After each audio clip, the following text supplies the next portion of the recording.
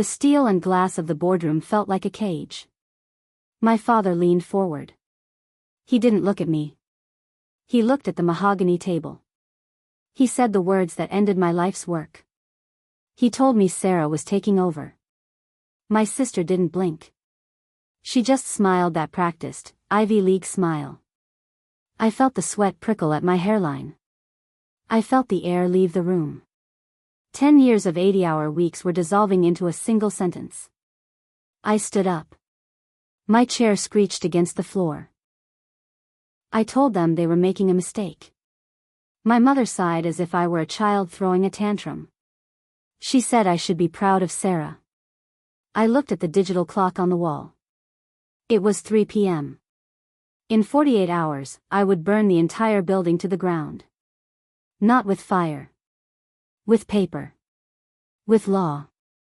With a surgical strike they never saw coming. 10 years ago, the world looked different. I was 23 years old. I had $1,200 in a checking account and a laptop with a cracked screen. I lived on cold coffee and the adrenaline of creation. I built the architecture of the platform in a garage that smelled like damp oil and old cardboard. Every line of code was a heartbeat. Every successful beta test was a victory over a world that didn't know I existed. I bootstrapped the initial seed round through sheer grit. I traded equity for server space. I lived in the office. I slept on a thin couch that ruined my back. I sacrificed relationships. I missed birthdays. I forgot what it felt like to have a weekend. The company wasn't just a business. It was my identity. It was the physical manifestation of my will. By the 5-year mark, we hit our first $1 million in recurring revenue. We were a lean machine. We were disruptive. I was the architect of a new digital ecosystem. My parents called it a hobby until the first time I bought them a car. Then it became a career. But it was always mine. It belonged to the man who bled for it. Then came Sarah. She was the golden child. The one who never had to scrape for a dime. My parents took out a second mortgage to send her to the best business school in the country. They celebrated her every grade like she had discovered fire. When she graduated, the pressure started. It began as subtle hints over Sunday dinner. They said she needed a place to apply her brilliance. They said family should stick together. I was blinded by a sense of duty. I thought I could use her help. I thought she could handle the operations while I focused on the core technology. I brought her in as a chief operating officer. I gave her an office next to mine. I gave her the keys to the kingdom. I didn't see the Trojan horse. I only saw my little sister. I didn't notice the way she started whispering to the department heads. I didn't realize she was building a shadow cabinet within my own walls. The first red flag was the venture capital meeting. We didn't need the cash. Our burn rate was low and our margins were healthy. Sarah invited a group of private equity sharks to the office without telling me. She presented a deck that restructured the entire corporate hierarchy. She spoke in buzzwords about scalability and synergy. She acted like I was the eccentric inventor who needed to be managed. The investors loved her. They saw a polished executive who spoke their language. They saw someone they could control. I walked into the room mid-presentation. The air was thick with the scent of expensive cologne and betrayal. Sarah didn't miss a beat. She introduced me as the technical lead. Not the CEO. Not the founder. Just the man who wrote the code. I felt a cold chill run down my spine. It was a power play. It was a coup in broad daylight. If you have ever felt that sudden realization that the person closest to you is actually your greatest enemy, you should hit the like button. It is a lonely feeling. Sarah started overriding my product roadmaps. She told the engineering team that we were pivoting. She wanted to prioritize short-term monetization over long-term stability. I confronted her in her office. She didn't argue. She just looked at me with pity. She said the board was concerned about my leadership style. I reminded her that I was the board. She smiled. She reminded me that our parents held 20% of the voting shares as silent partners. I had forgotten that detail. I had given them those shares as a gift of gratitude years ago. I never thought they would use them as a weapon.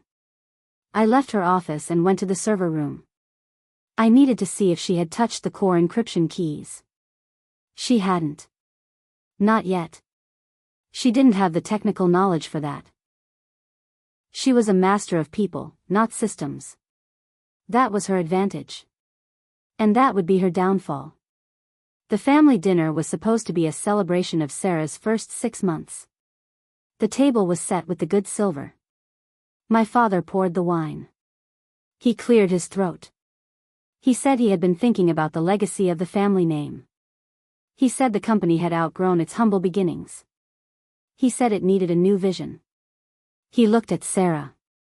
He told me it was time for me to take a sabbatical. He said Sarah would be assuming the role of Chief Executive Officer effective immediately. I felt the room tilt. My mother reached out and patted my hand. She said I deserved a rest. She said Sarah had a plan to take the company public. They had already signed the paperwork. The voting bloc was unanimous. They had frozen me out of my own life. I looked at the roasted chicken on my plate. It looked like ash. I realized then that they didn't see me as a founder. They saw me as a placeholder for their favorite child. I didn't scream. I didn't break any glasses. I simply nodded. I told them I understood. I saw the relief in their eyes. They thought I was broken. They thought I was defeated. I went home and opened my laptop. I didn't sleep. I began a deep audit of every intellectual property filing. I looked at the fine print of our master service agreements. I found what I was looking for. A clawback clause I had written into the core technology licenses years ago. The company owned the brand. The company owned the office furniture. But I owned the patent on the underlying algorithm. Personally. It was a separate entity I had never fully integrated. It was a legal ghost. I also knew our top 3 clients were only with us because of their personal trust in me. I reached out to the lead architect of my engineering team. We spoke on an encrypted line. I asked him a single question. I asked him if he wanted to keep building something great or if he wanted to sell out to a private equity firm. He didn't hesitate. He said he was with me. The next morning, I began the process of incorporation for a new firm. I called it Apex Systems. It was a shell with no office. No employees.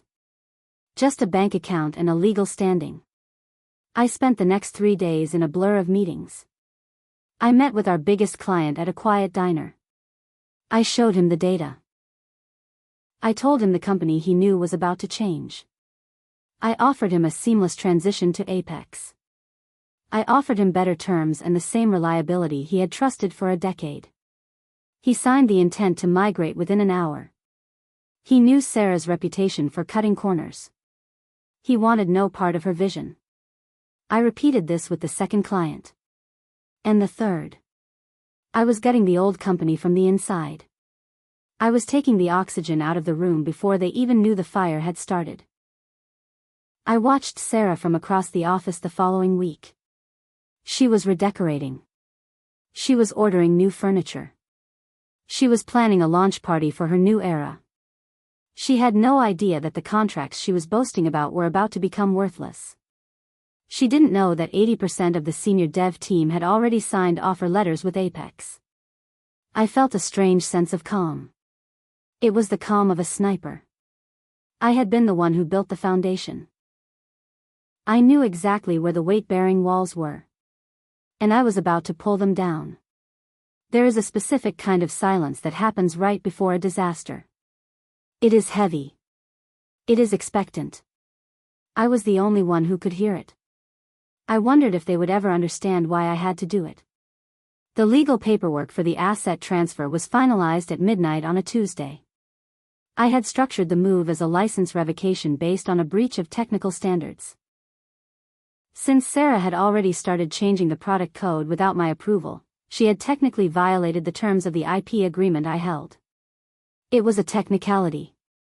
A beautiful, sharp, lethal technicality. I had her in a pincer move. If she fought it, the company would be tied up in litigation for years and lose all value. If she let me go, she would be left with a hollow shell of a brand. I was leaving her the name. I was taking the soul. I felt a momentary pang of guilt when I thought about my parents. But then I remembered the look on my father's face when he told me to step aside. He hadn't cared about my soul. He had cared about his legacy. I walked into the office on Wednesday morning with my resignation letter in a plain white envelope. Sarah was in the break room, showing off a mock-up of the new logo. It was sleek. It was empty. She saw me and gave a condescending wave. I walked straight to my old office and started packing a small box. I didn't need much. Just a few personal items. The real value was in the cloud. The real value was in the minds of the people who were already clearing their desks. I waited for the clock to hit 10. That was the moment the revocation notice would be served to the company's legal counsel. I wanted to be there when the phone rang. I wanted to see the color drain from her face. The phone rang at 10:05. Sarah's assistant looked confused. She told Sarah that the lead attorney was on line 1 and sounded frantic. Sarah took the call in her office. She left the door open. I stood in the hallway. I heard her voice go from confident to confused to terrified. She kept asking how. She kept saying it must be a mistake. She hung up and looked at me. I walked in and placed my resignation on her new desk. I told her I was moving on. I told her I was starting fresh. I told her that by the end of the business day, the servers would be wiped of any licensed IP. I told her that her top clients had already moved their accounts. I told her that the engineering team was leaving at noon. The silence that followed was the loudest thing I had ever heard. My parents arrived an hour later. They were screaming. My father called me a traitor. He said I was destroying the family. I looked at him. I told him that I hadn't destroyed anything. I had simply taken back what was mine. I told him that they were the ones who tried to give away a man's life to a girl who hadn't earned a single brick of it. My mother started to cry. She asked how I could be so cruel. I told her that business isn't about being nice. It's about being right. And I was right. I walked out of the building for the last time. I didn't look back. I had a new office to set up. I had a future to build. And this time, I wouldn't be giving away any shares. If you've ever seen a person reveal their true colors like this, hit the like button so I know I'm not alone. The old company filed for bankruptcy 6 months later. Sarah tried to sue, but my legal wall was impenetrable. I won. But more importantly, I was free. The first week at Apex Systems felt like waking up from a long, suffocating fever. We were operating out of a temporary co-working space in the industrial district. It smelled of recycled air and ambition. There were no mahogany tables. There were no custom-made nameplates. We had folding chairs and a mountain of monitors. But the energy in the room was electric. My lead architect, Marcus, sat across from me with bloodshot eyes. He had stayed up for 48 hours straight re-indexing the core database into our new proprietary environment. He looked at me and gave a tired thumbs up. We were live. We were functioning. We were a ghost ship that had suddenly gained mass and momentum. My phone was a constant vibration of fury. My father left 17 voicemails in a single afternoon. I didn't listen to one. I knew the script. I knew the accusations. I deleted them with a single swipe. I was focused on the migration logs. Every successful data packet transfer was a nail in the coffin of my past. I felt a cold, clinical satisfaction. I was no longer a brother or a son. I was a founder defending his territory. By the second week, the industry trade journals caught wind of the fracture. The headlines were brutal. They questioned the stability of the original firm. They wondered why the technical heart of the company had walked out in a single afternoon. Sarah tried to run damage control. She hired a high-priced PR firm to craft a narrative about a smooth transition. She went on a business podcast and talked about a new era of collaborative leadership. She looked polished. She looked professional. But she sounded desperate to anyone who knew how to read between the lines. She was talking about growth while her servers were literally going dark. I spent my nights reviewing the legal filings she was throwing at the wall. She was alleging trade secret theft. She was claiming breach of fiduciary duty. It was all noise. My lawyers were sharks who lived for this kind of blood in the water. We filed a countersuit for tortious interference. We were playing for keeps. I received a registered letter from my mother on Thursday. It wasn't a legal document. It was a handwritten note on her stationery. She talked about the holidays. She talked about how my father's blood pressure was spiking. She begged me to come to dinner and discuss a settlement. She suggested I give back the core licenses in exchange for a consultant role. I laughed when I read that. A consultant. They still didn't get it. They thought I was a piece of equipment they could move around the board. They didn't realize I had flipped the board over and walked out of the room. I threw the letter into the shredder. The sound of the blades tearing through the paper was the most honest conversation I had had with my family in years. If you've ever reached the point where you realize your own flesh and blood views you as an asset rather than a human, you should hit the like button. It simplifies things. It makes the hard choices much easier to live with. Our new headquarters was a brutalist concrete shell on the edge of the city. I signed a 10-year lease with the money I had pulled out of my personal holdings. It was a statement of intent. We weren't a startup anymore. We were a fortress. I walked the empty floors and mapped out the departments in my head. Engineering would have the north wing with the floor-to-ceiling windows. I wanted them to see the world they were building. Sales and marketing would be in the center, the engine room. My office was in the back. No windows. Just screens. I didn't need a view. I needed data. Marcus joined me on the empty floor. He asked me if I was worried about the burn rate. We were spending a fortune on infrastructure and legal fees. I told him that fear is a luxury we couldn't afford. I told him we would be profitable by the end of the quarter or we would be dead. There was no middle ground. There was no safety net. That was the beauty of it. The first major blow to Sarah's operation came during their quarterly board meeting. I knew the timing because I still had a backdoor entry to the automated calendar system. I sat in my dark office and watched the notifications. I knew when the representatives from the venture capital firm walked in. I knew when the primary investors realized the revenue projections were a lie.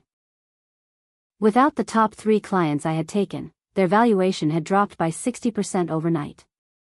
Halfway through the meeting, my phone rang. It was the lead investor from their side. A man named Henderson, known for being a hatchet man. He didn't lead with threats. He led with an offer. He wanted to know what it would take to bring Apex back under the original corporate umbrella. He offered me a massive signing bonus and a seat on the board. He offered to sideline Sarah. I let him finish his pitch. I listened to the way he talked about synergy and market consolidation. He sounded like a man trying to buy his way out of a sinking ship. I told him my price. I told him I wanted the original company liquidated. I wanted the brand name retired. I wanted a public apology from the board.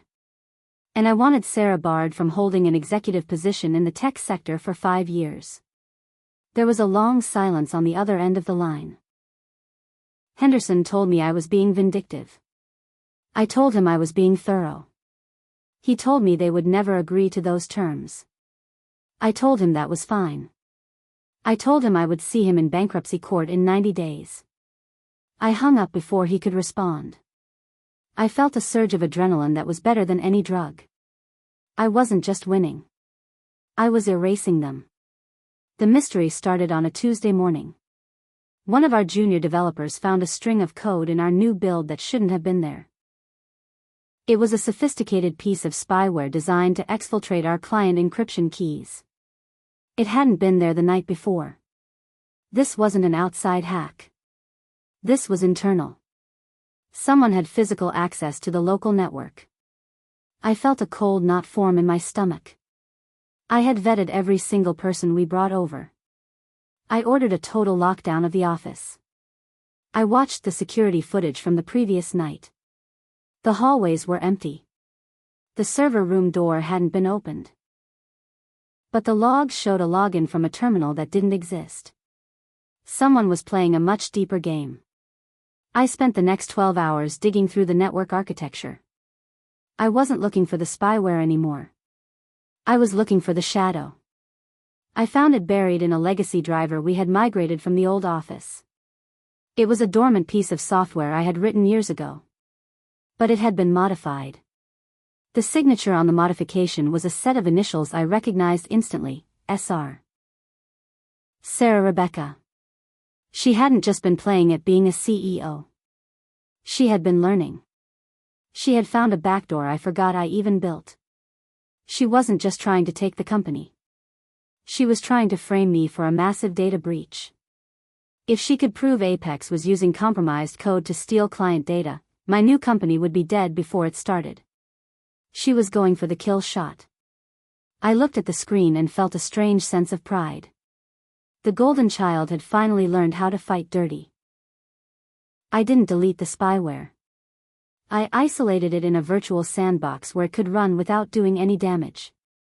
I wanted to see where the data was going. I tracked the IP address to a small boutique law firm in the Cayman Islands. A front. I needed to know who was paying the bill. I reached out to a contact I had in the cybersecurity sector, a man who operated in the gray areas of the web. I told him I needed a deep dive on a specific retainer agreement. Cost was no object. While I waited, I walked out into the main office. I looked at my team. They believed in the mission. They had no idea we were sitting on a digital landmine. I realized then that I couldn't trust anyone completely. Not even the people who had followed me into the fire. The report from my contact came back at 3 in the morning. The law firm wasn't being paid by Sarah or my parents. The funds were coming from a subsidiary of the very venture capital firm that was trying to buy me out. Henderson was playing both sides. He was trying to tank my valuation so he could buy Apex for pennies. He was using Sarah as a distraction while he planted the evidence to destroy me. It was a double cross of epic proportions. My sister wasn't the mastermind. She was the useful idiot. I sat in the dark and watched the cursor blink. I had two enemies now. One was family.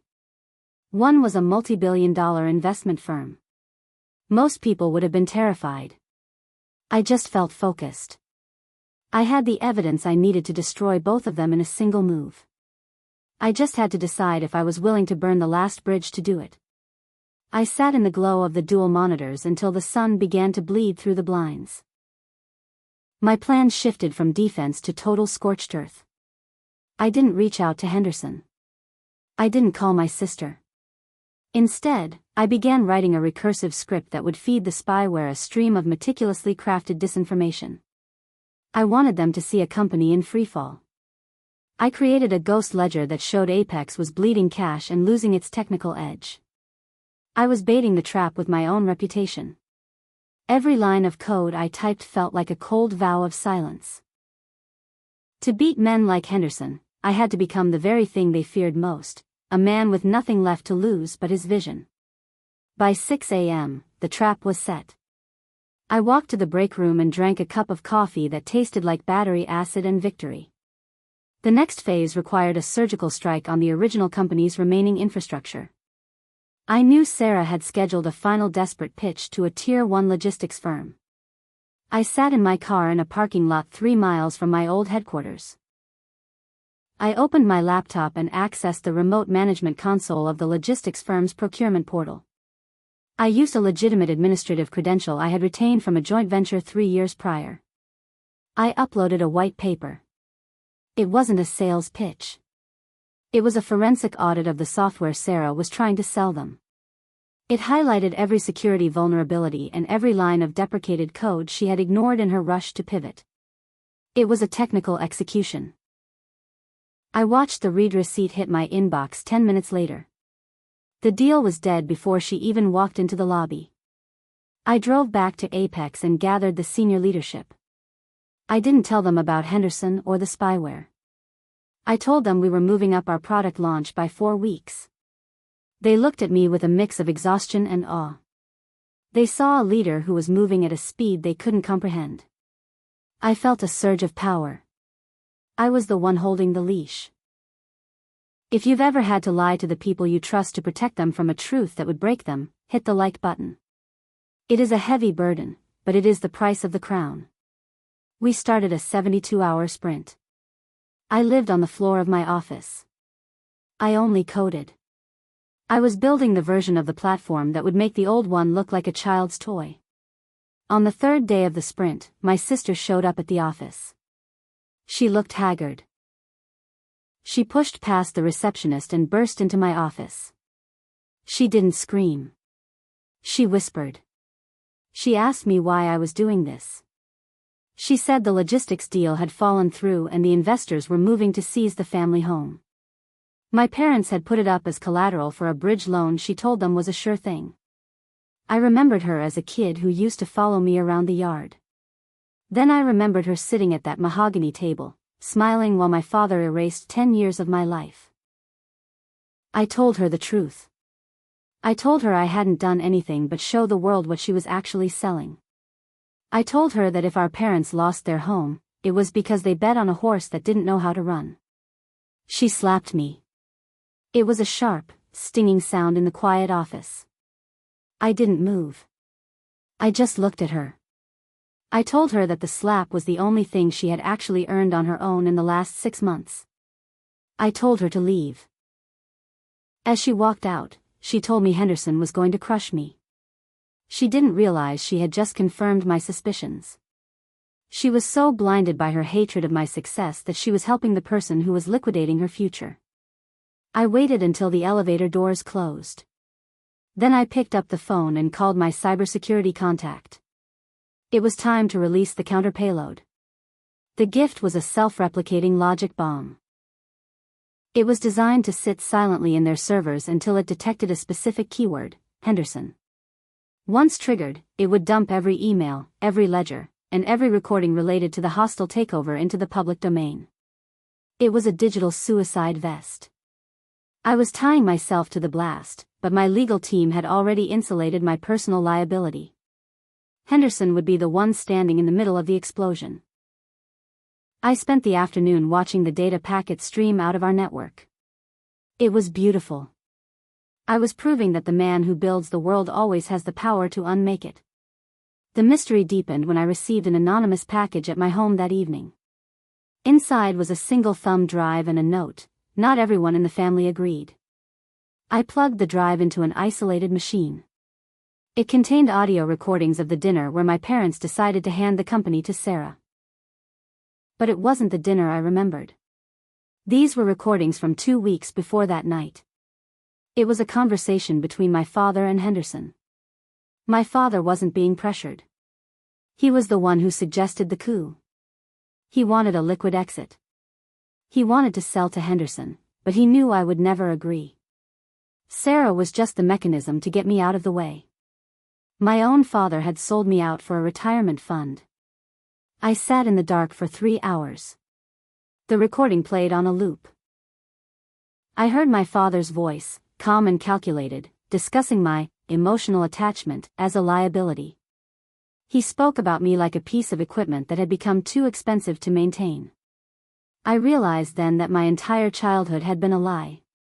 I wasn't the son who worked hard to make him proud. I was the asset he was grooming for a future harvest. I was an orphan of my own making now. And I was going to make sure the price of my life's work was higher than they could ever pay. I went back to the office at midnight. I went to the server room. I looked at the humming towers. This was my true family. I accessed the final deployment script for the Apex platform launch.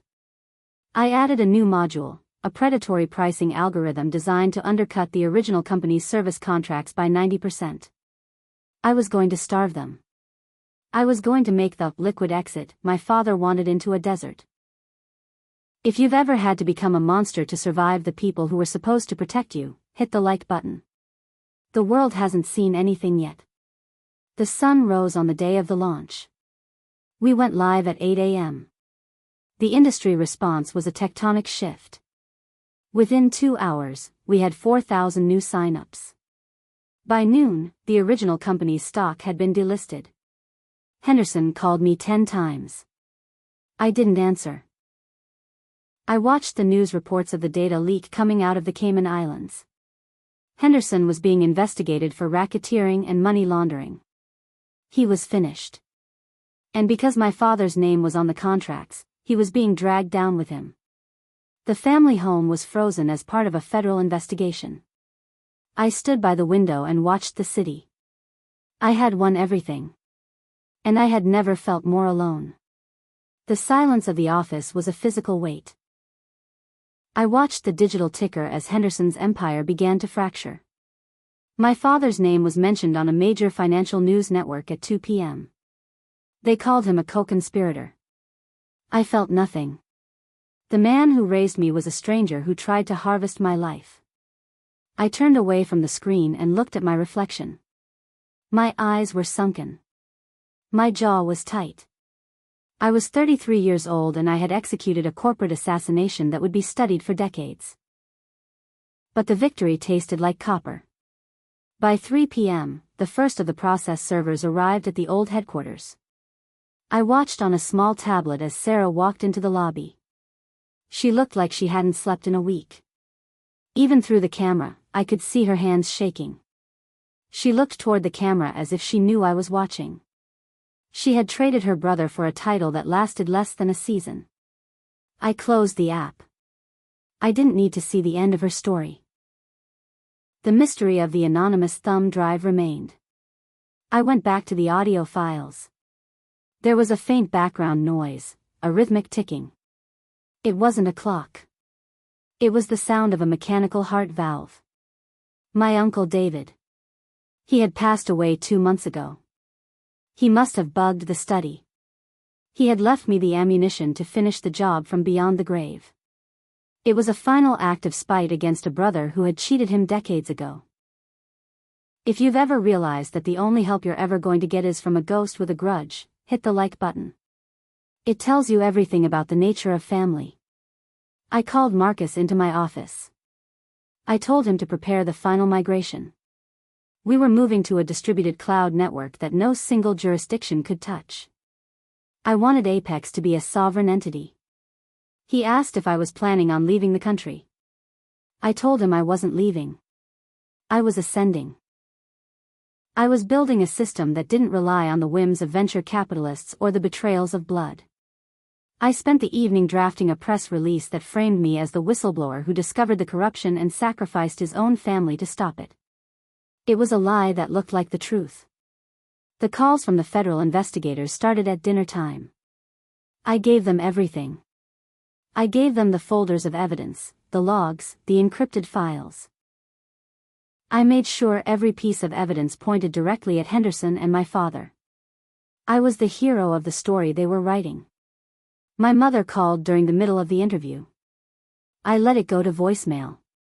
She left a message that was nothing but sobbing. She said my father had been taken in for questioning. She asked how I could sleep at night. I didn't listen to the end. The original company's servers went dark at midnight. The website was gone. The app was a 404 error.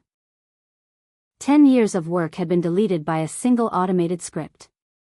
I felt a momentary pang of grief for the code I had written in that garage. But the feeling passed. The code was just a tool. I walked out to the main floor. My team was celebrating with champagne and music. They invited me to join them. I stood on the periphery. I realized I could never be one of them again. I was the man who had burned his own home to keep the fire going. I received a text from Sarah at 2 in the morning. It was just a photo. A picture of our childhood backyard. The swing set I had helped our father build when I was 12. She didn't add any text. It was a reminder of what I had destroyed. I remembered the smell of the grass. I remembered the sound of my father's laugh before it became a calculation. I felt a tear prick at the corner of my eye. I wiped it away. The man in that photo was dead. He had been killed in a boardroom by the people he loved. I deleted the photo. I blocked her number.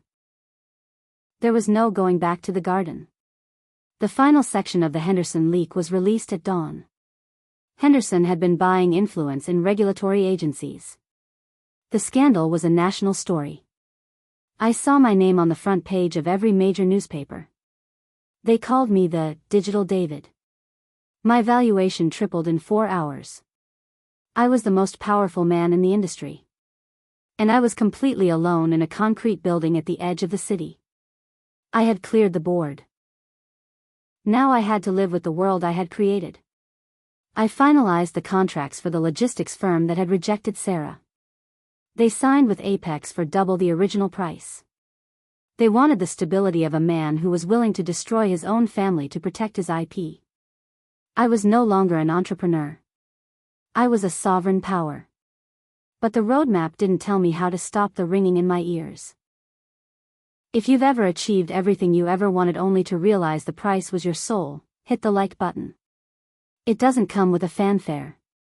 It just sits there, waiting for the lights to go out. I went to visit my father in the holding facility on Friday. He was wearing a jumpsuit that didn't fit. He looked small.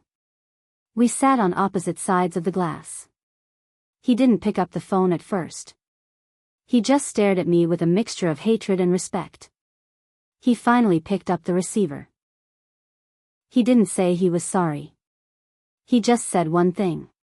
He told me that I was his greatest creation. He told me that he had taught me too well. I hung up the phone. I didn't say a word. I walked out into the sunlight and realized he was right. I was exactly the man he had trained me to be. The old firm's office was cleared out by Saturday. The mahogany table was bought by a hedge fund manager in another city. I drove by the building and saw a "For Lease" sign in the window. It was just space. I thought about the garage where I started. I realized the garage was the only place I had ever been truly happy. I had traded a sister for a patent. I arrived at my house and sat in the driveway. I had the money, the power, and the legacy. But I had no one to share it with.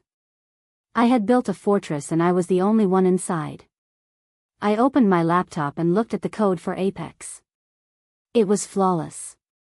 I hit the enter key and started the next update. The work was the only thing that didn't lie.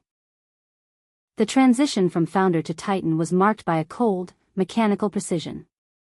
My staff grew to 500. I instituted a culture of absolute meritocracy. There were no office birthday parties. We were a collective of high-functioning ghosts.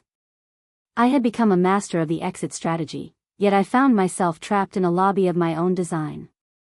The news of my mother's estate sale reached me through a Google alert. She was selling everything. The antique china. The piano Sarah had learned to play on. I sent a proxy to the auction. I bought the entire lot. I had it all moved into a climate-controlled storage facility. I visited it once. I found a box of old VHS tapes. One was my 10th birthday. I held it and felt a violent urge to destroy it. I didn't. I was the curator of a museum that no one would ever visit. If you've ever bought back the pieces of a life you broke just to make sure no one else could touch them, hit the like button. It is the ultimate luxury of the lonely. The final mystery was solved on a rainy Tuesday. A courier delivered a deposition from the Henderson trial. My father had turned over his private journals. I read his words. He was jealous. He wrote that I made him feel like an amateur. The plan to replace me with Sarah was an attempt to reclaim his status.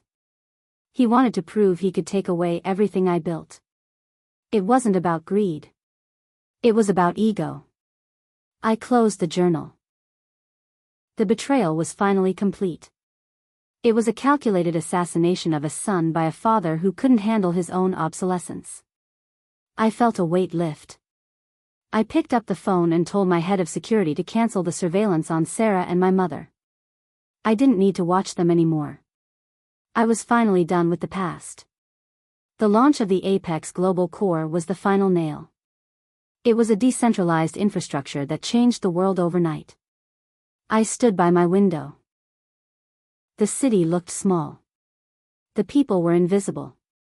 This office was where the man lived because he had nothing else left. I received one final email before I left for the night. No subject line. Just a single attachment, a photo of a new tech startup's landing page.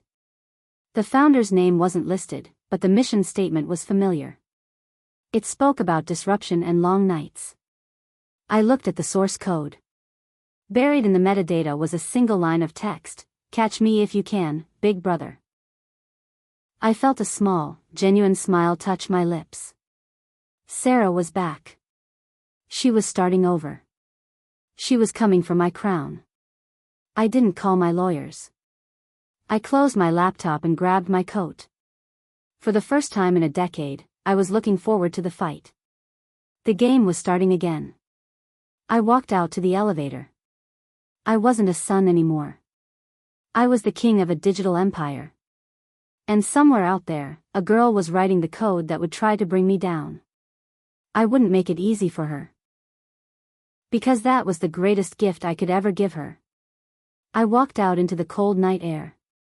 The city was loud and chaotic. I liked it that way. I had no family to go home to. I had a mountain of money and a legacy that would last 100 years. I started the engine and pulled out into traffic. The story of the old company was over. The story of Apex was just beginning. And if you've ever walked away from the wreckage of your life and realized you're exactly where you were meant to be, hit the like button. I drove toward the horizon, watching the sun rise on a world that was finally mine. Thank you for watching. Subscribe Family Files for more.